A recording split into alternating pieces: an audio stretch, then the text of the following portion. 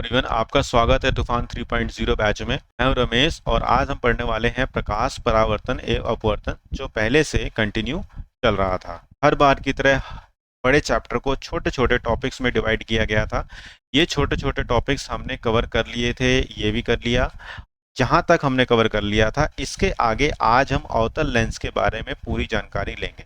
अगर आपने हमारे साथ ये टॉपिक्स नहीं कवर किए हैं तो प्लेलिस्ट में मौजूद वीडियोस को देखकर आइए, तभी आपको आसानी होगी पढ़ने में, समझने में। एक्चुअल में आप सीख पाएंगे अपने बोर्ड एग्जाम के लिए। तो चलिए शुरू करते हैं। आइए समझते हैं अवतल लेंस द्वारा जब प्रतिबिंब बनाया जाता है कौन कौन से नियम हमें पता होने चाहिए। सबसे पहला नियम यह है कि अगर कोई किरण मुख्य अक्ष के समांतर आती है तो अपवर्तन के बाद वह ऐसा लगता है कि फोकस F1 को टच करेगी, जबकि वह ऑप्टिकल सेंटर O या मुख्य अक्ष के दूर जा रही होती है। देखिए, ये दूर जा रही है। दूसरा नियम यह कहता है कि अगर कोई किरण फोकस पर जाती हुई प्रतीत होती है तो वह अपवर्तन के बाद मुख्य अक्ष के समांतर चली जाती है। अपवर्तन के बाद मुख्य अक्ष के समांतर चली जाती है। ऐसा अपीयर होता है कि F2 पर जा रही है, लेकिन मुख्य अक्ष के समांतर चली जाती है अपवर्तन के पश्चात। तीसरा नियम बहुत आसान है। जब कोई किरण ऑप्टिकल केंद्र से होकर गुजरती है तब बिना किसी मुड़ाव के, झुकाव के वह सीधी चली जाती है।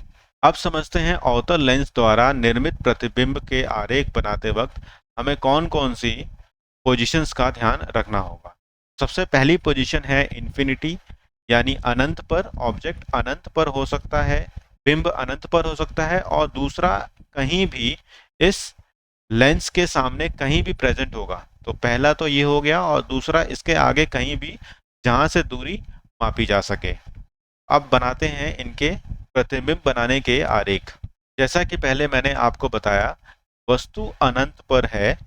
जैसे ये अनंत पर है तो वहां से समांतर रेखाएं आ रही हैं। समांतर किरणें आती हैं तो वह फोकस से जाती हुई मालूम पड़ती हैं, लेकिन वह अवतल लेंस से अपवर्तित होकर बाहर जा रही होती हैं। ठीक ऐसे ही दूसरी किरण आरेख को देखें तो यह भी समांतर आती है, जबकि दूर चली जाती है, फोकस से दूर चली जाती है। लेकिन ऐसा लगता है कि ये दोनों फोकस F1 पर कहीं मिल रहे हैं। फोकस F1 पर मिलने के कारण से हम कहते हैं कि प्रतिबिंब फोकस F1 पर बन रहा है, अत्यधिक छोटा है, आभासी तथा सीधा है।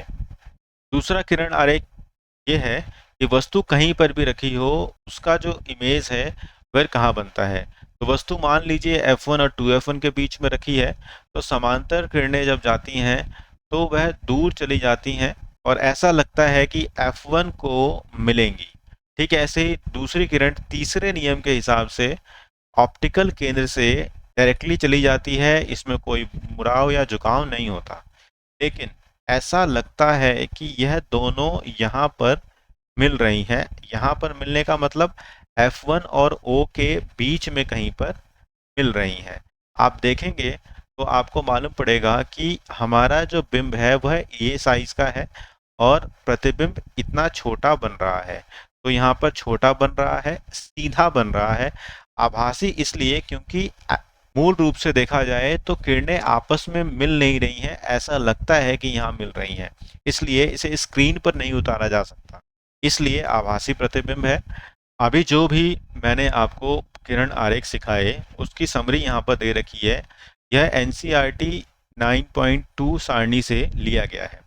याद करने का तरीका यह है कि हमेशा प्रतिबिंब उत्तल लेंस से आभासी तथा सीधा ही बनता है। दूसरा, हमेशा छोटा बनता है, इसका आकार बिंब से हमेशा छोटा बनता है।